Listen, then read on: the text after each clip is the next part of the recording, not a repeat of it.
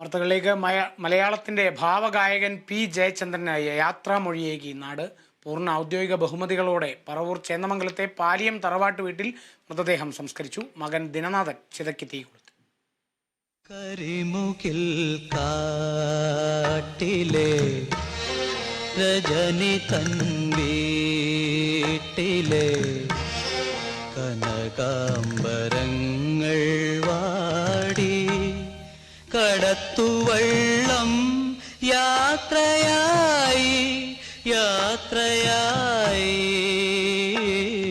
കുട്ടിക്കാലത്തെ ഓർമ്മകൾ പേറുന്ന പാലിയം തറവാട് പി ജയചന്ദ്രന് ഏറെ പ്രിയപ്പെട്ട ഇടമായിരുന്നു.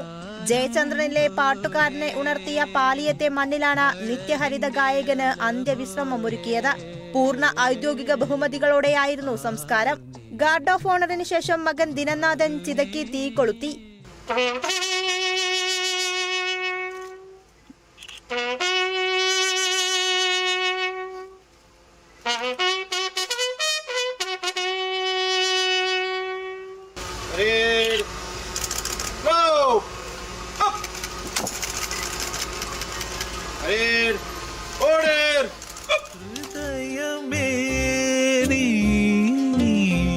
ചഷകമായി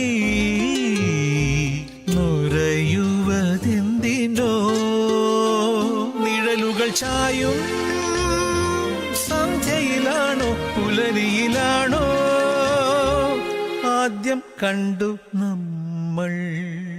ഇതിഹാസ സമാനമായ ഒരു സംഗീതകാലത്തിനാണ് ജയചന്ദ്രൻ വിടവാങ്ങിയതോടെ അവസാനമായത്.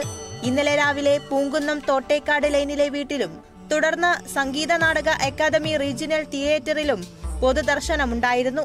ശേഷം മൃതദേഹം തിരികെ മണ്ണത്തെ വീട്ടിലെത്തിച്ചു. രാവിലെ ജയചന്ദ്രൻ പഠിച്ച ഇരിങ്ങാലക്കുട നാഷണൽ ഹയർ സെക്കൻഡറി സ്കൂളിലും പൊതുദർശനമുണ്ടായിരുന്നു.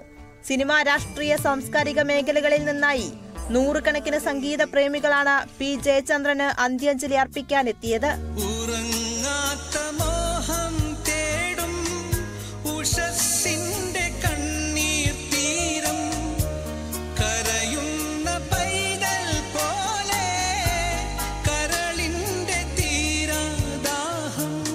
എണ്ണമറ്റ ഭാവഗാനങ്ങൾ ആസ്വാദകർക്ക് കൈമാറി ഓർമ്മകളുടെ ചിറകിലേറിയാണ് ജയചന്ദ്രന്റെ അന്ത്യയാത്ര.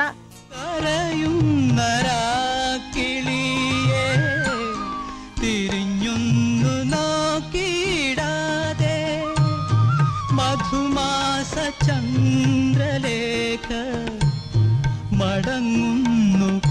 Kerala vision news, Kochi.